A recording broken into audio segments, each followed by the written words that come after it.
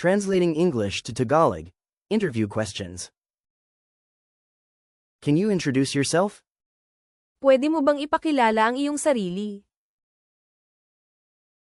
What are your strengths? Ano ang mga kalakasan mo? What are your weaknesses? Ano ang mga kahinaan mo? Why should we hire you? Bakit ka namin dapat tanggapin?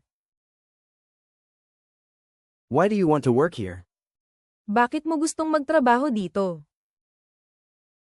Where do you see yourself in 5 years? Saan mo nakikita ang sarili mo sa 5 taon? Why did you leave your previous job? Bakit mo iniwan ang dati mong trabaho?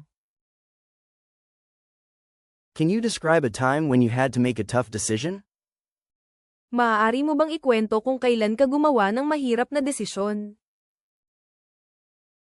What can you contribute to our team? Ano ang maiaambag mo sa aming grupo? What have you learned from your previous jobs?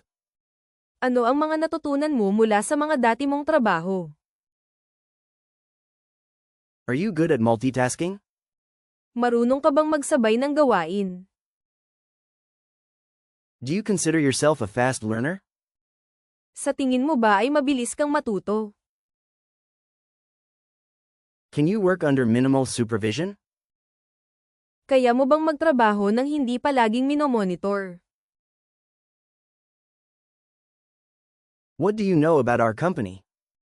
Ano ang alam mo tungkol sa aming kumpanya?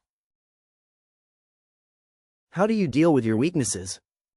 Paano mo hinaharap ang iyong mga kahinaan? How do you handle criticism? Paano ka tumatanggap ng puna o komentaryo?